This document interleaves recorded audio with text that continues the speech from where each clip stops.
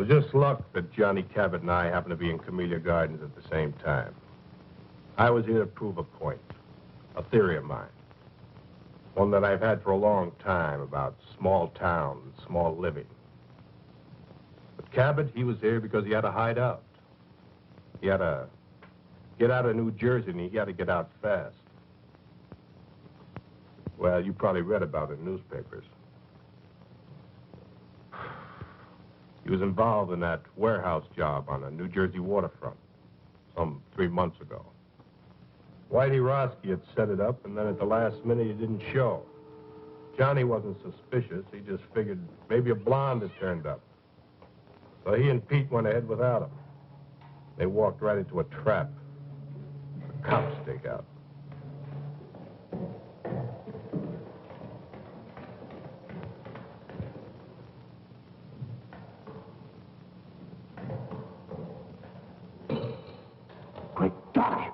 Johnny Cabot, come out of there.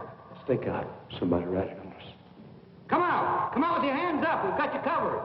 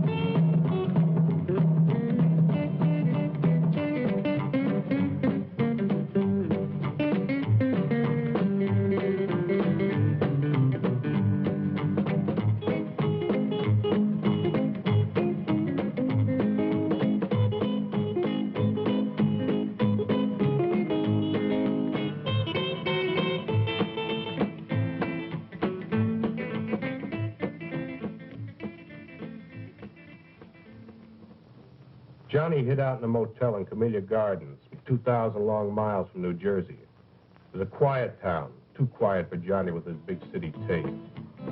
Well, he holed up in that motel room and he never went out. Just sat there, plunked on his guitar, and let his girl support him. She came out from New Jersey with him and took a job hashing in a local cafe. Used to be an entertainer. Played with a trio before Danny took him on. They were waiting for the heat to cool off. Need any help? Yeah, you can mend it.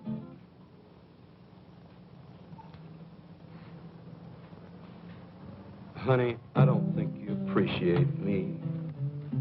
So what's to appreciate? All I want to know is how long we're going to rot in this two-bit town. I had a good job at that cocktail lounge in New Jersey. Big tips. Come here with you, I get big bunions. We got 10 square feet and always everything's lost. I was looking right at it. What a life. This suburb life ain't for me. Answer it.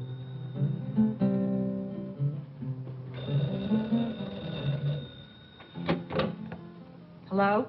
Doris, this is Max. Put Johnny on, will you? So who says Johnny's here? You put the dime in the wrong slot. This is important. Tell him that a guy that knows Danny wants to see him. If I see him, I'll pass it on. Who's that? Oh, Max says he's got some friend of Danny's looking for you. Danny's. Give me that phone. Hey, I might find out who turned me into the police.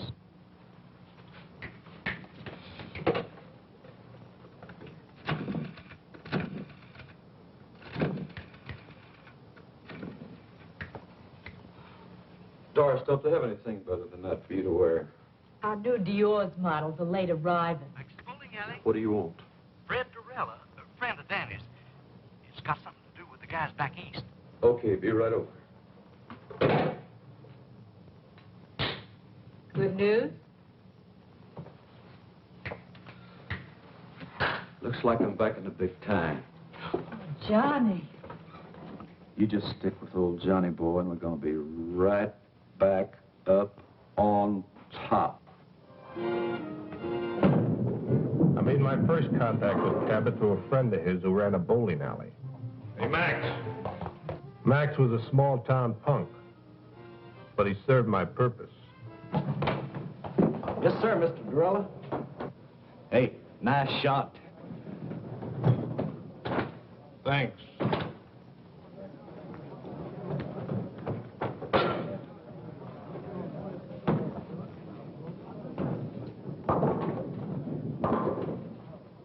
Another drink.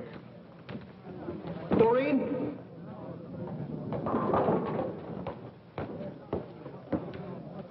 Another Colonial Club and soda for Mr. Durella. This one's on me.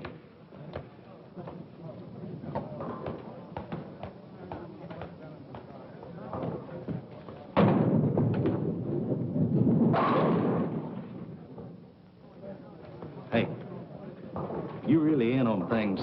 Do you really know who fingered Johnny?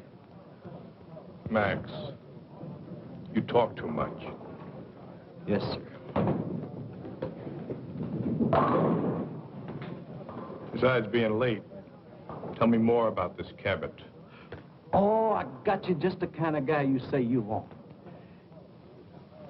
He's a good driver and good heater man and careful as they come. I got you a good man, Mr. Durella. When Danny gives the word, I act. But I was just thinking about my cut. There is something in it for me, ain't there? The usual. Well, I am taking a big risk, you know. What big risk? Well, you know.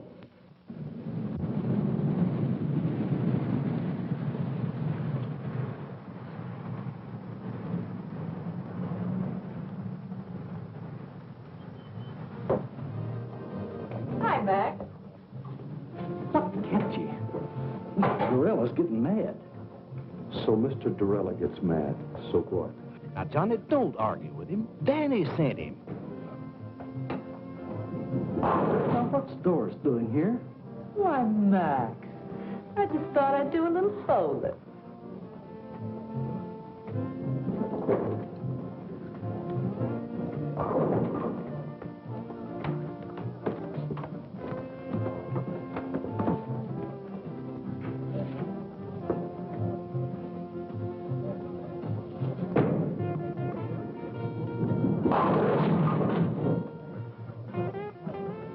Nice shot, Mr. Durella. Johnny, this is Danny's friend, Mr. Durella. That's Doris Jackson. Last time I saw you, it was Dory Gettle. Sorry, Gattle. You got rocked. I never seen you before in my life. I would have remembered. Seen Whitey Roski lately? The name's Doris Jackson, honey. And I don't know what you're talking about. She just come along for a ride. Get rid of her. Now, you wait just a minute. Johnny, take it easy, buddy. He knows who fingered you in New Jersey. Play it his way, will you? Look, mister, you got me mixed up with somebody else. Wait in the car. Look, honey, you know me. I'm Doris Jackson. You got me all wrong. I never even heard of a Dory Gettle. Never even heard the name before. I said wait in the car. Okay, if you say so. I gotta go to work anyway. I'll see you later, Judd. Yeah.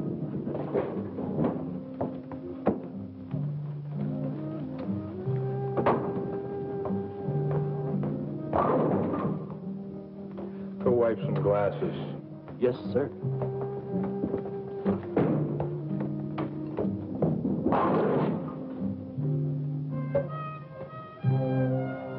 I need someone with experience. I've been around.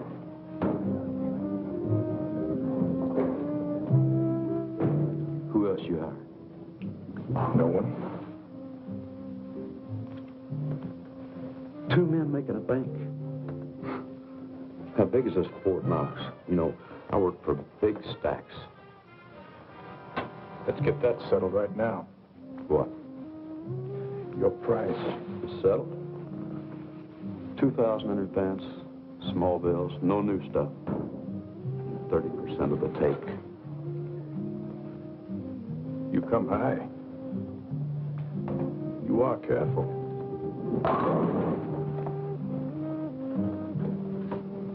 Like Max says, I've been in racket 5 years, and I've only done one little 6-month stretch. I've been in it for 20 years. Only got to do 1 year. Time off for good behavior. So we're both careful. Now, what's the bank? Harbor Federal Trust. Harbor Federal Trust. And you're not hiring anybody else? No one. So long. I'll see you, pal. Sit down until I tell you to go. Look. You couldn't take that with an army tank and a whole company. You're right, but you can with one man. A good idea. One man. You, me. What makes them hand over the money? Hypnotism? Love. Small town love.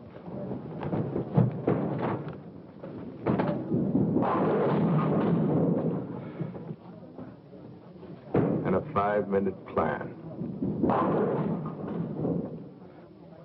We went to a small cafe and sat until after midnight making out plans. I outlined the scheme from beginning to end. I would go to the vice president of the bank to get the money, while Cabot would keep his wife on ice at the house. Had a 5-minute schedule of phone calls set up to protect us. No more than 5 minutes between each phone call. There was, he'd take care of Mrs. Wilson fast and then beat it. It was a foolproof setup. By the time we broke up, Cabot was hired in a kite. He was already spending the money. This guy went for my idea so big it didn't even slow him down when I gave him the scoop on Whitey Roski and Dory Gettle. I've never seen you like this before. Does this mean what I think it does? Well, now, that all depends. Oh, Johnny, is the job that good? Better. I knew it, I knew it. Just think, me, Doris Jackson, right at the top of the heap.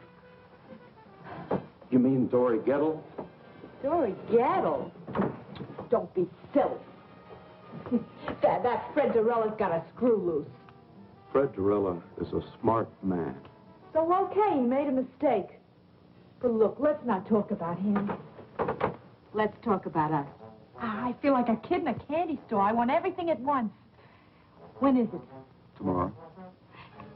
What do we do first? Buy the car? No, I buy a ticket to Los Angeles. And then we buy the car? No, then I rent an apartment. And then we buy the car? No, then I buy that new electric job with twin speakers. Nothing for me? Yeah, I got a present for you. Oh, Johnny. Money, money, money, money, money, money, money.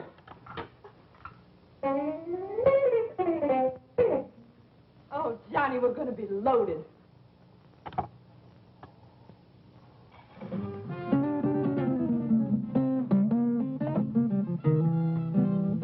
Oh, Johnny. I'm your woman. No. You're not my woman. You're Whitey Roski's woman.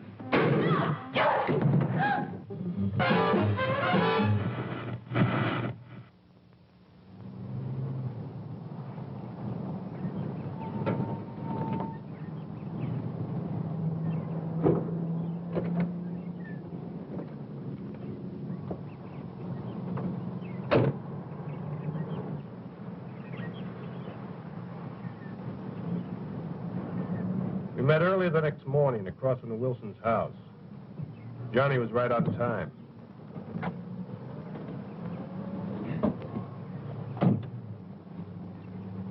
You'd even convince me. Yeah? Of what? You're okay. You look like the typical jerk that sell correspondence guitar lessons. Where's the house? White one on the corner. I never saw so much of nothing in my life. It's only a half a mile from the place you're staying. What's the matter? Didn't you ever leave your room? For what? Don't knock it. Or else you're going to find a neighborhood where nothing ever happens. People here live the kind of lives magazine ads talk about. Hey, who's that? Mrs. Wilson. You didn't even look. I don't have to look. I just checked my watch. 7:35. At 7:35 every morning, Mrs. Wilson comes out for her milk and her newspaper.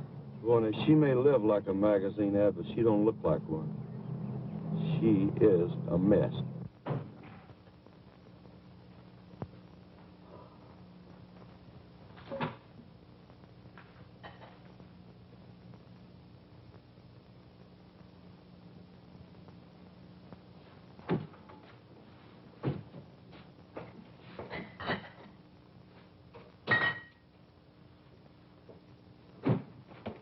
Breakfast. Ken, Bobby. Breakfast is ready.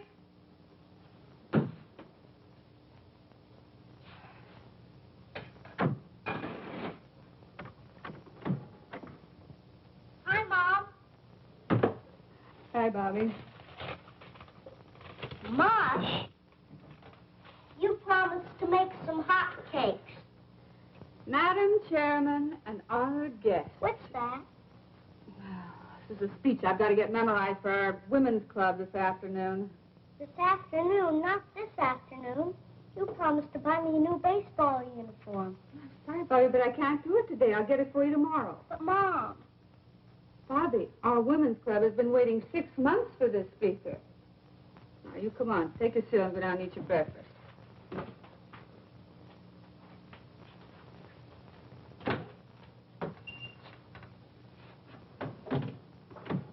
Ken, breakfast is ready. Hurry up. You'll be late.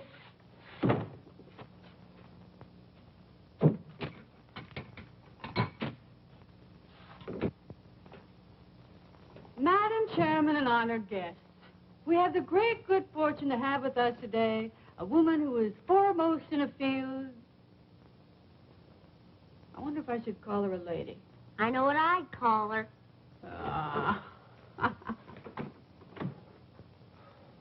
Morning.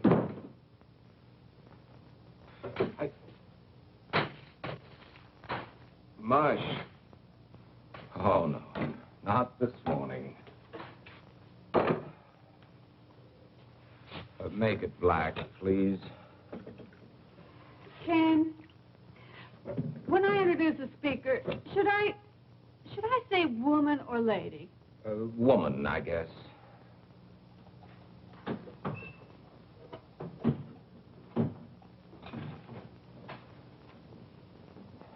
Oh. What's the matter, Pop? Are you sick? No, darling, your father is hungover again. What's hungover? Sick. Had too much to drink, Pop? Young man, how would you like to leave the table without your breakfast? Can I leave the table? Now, that's a great threat. You eat your breakfast. Mush.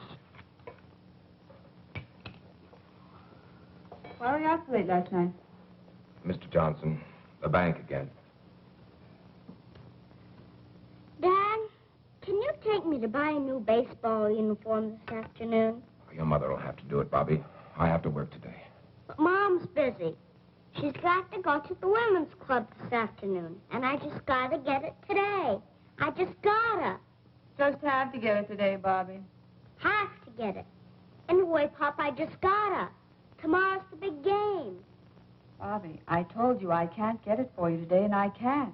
That's all there is to it. I can't. But, Pop, Your mother's running things here, Bobby. If she says the women's club is more important than her family, then that's the way it has to be. Well, that's a fine thing to say. Well, it's true, isn't it? Of course not. This is an exception. An exception.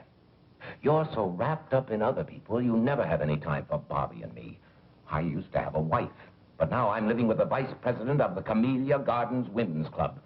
Why, if I don't address you as Madam Chairman, I'm not recognized. Do you think I go to meetings because it's fun? It sounds incredible, but I do. I certainly do. I think it's the only thing you really enjoy.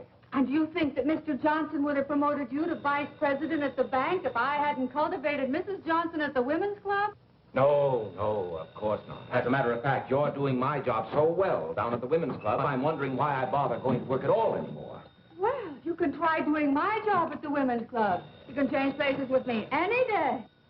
Well, why change places? According to you, you're doing everything. Running the bank, running the women's club, running everything.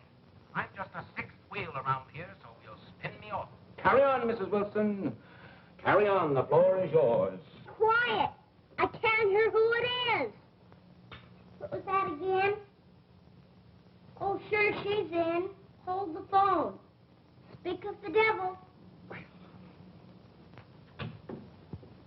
Mrs. Johnson.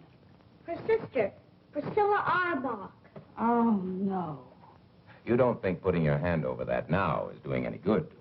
She's probably heard every word. Hello, Priscilla. Oh, Nancy, is anything wrong? What in the world's all that noise? Oh, the noise. Oh, it must have been the radio. That guy number 19 is 2 minutes late this morning. You mean everybody around here eats and sleeps by a clock? Exactly. What a lie. Some people like it that way. The same thing every day? That's our whole plan. Their daily routine, our split-second timing. I wonder if Miss Priscilla Arbach has mush for breakfast. No, she probably has chocolates. Keeps a box right by the phone. Dials the phone with one hand, plunks in the chocolates with the other. The early bird catches the worm, you know. Oh. Nancy. I want you to be prepared for a wonderful compliment. Now take a deep breath. Are you ready? The committee has decided they want your Ken To be president of the PTA this coming year. You've decided what? We've decided that we want Ken for... Nancy, can't you hear what I'm saying? Yes, I hear you. You say you want Ken for president of the PTA? What? Oh, no. I don't think it's funny at all. No, I think Ken would make a delightful president. I want nothing to do with the PTA. As far as I'm concerned, the PTA can go to... Go where, Pop? Never mind, Bobby. You, go get dressed for school. I am dressed. Oh. Well, then, go brush your teeth. You know, this should certainly be a step up for Ken in our community. At least that's what Mr. Johnson says. You've talked to Mr. Johnson? Of course. And he's very enthusiastic about it. I know Ken won't let us down. You tell him we'll have lots of fun. Yes, Priscilla, I'll tell him. Mr. Johnson is very enthusiastic, and you'll have just lots of fun. Mr. Johnson's in on this, too? So it seems. Well, that does it. What time does he usually leave? 8. Sometimes 10 to 8. 6 or 7 times I cased him last month. He never left earlier than 10 to 8, never later than 8. Same routine every day. I guess he likes it, huh? Sure he likes it. He's got a happy home, just chock full of love. Nancy, I have something to say to you. I think maybe we both said enough. Now, please, Nancy. Darling, let's not fight. Seems like all we've been doing is fighting lately. Look, I just want you to sit down there and listen to me for a minute. Now, will you do that? All right. I'm listening. Nancy. Yes. I can't talk to you like this. Sit over there. No, I don't think I will. You're much too serious. Besides, I know what you're going to say. You do? Darling, I couldn't care less about the PTA or whether you're president of the PTA. As far as I'm concerned, you can tell him to go jump in the lake. That's not what I wanted to say. Nancy, I want... My bike plate. Mom, I lost my bike plate. Have you seen it? Oh, no. Not another one. Don't move. Nancy. Oh, Bobby. Never mind, Mom. I found it. Now, that's a good place to keep it.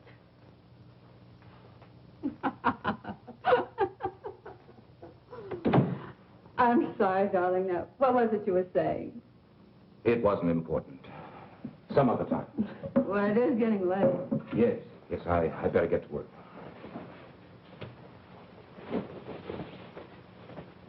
What'd you like to tell Priscilla? Oh, just tell her I'll think it over. This hangover's killing me. Maybe the whole thing will look better tomorrow. Well, I better hurry. It's 10 of 8. Well, I'm a little late. Hey, haven't you forgotten something? Have I? She wants a kiss. Bobby, what are you doing? Just studying Dad's technique. All right, young man, in the house. Okay, but I don't think I'm going to miss much anyway. Pretty fresh, isn't he? He may be right. You didn't tell me they had no kid. So what if I didn't? I think I'd like a real goodbye kiss. Why, sure.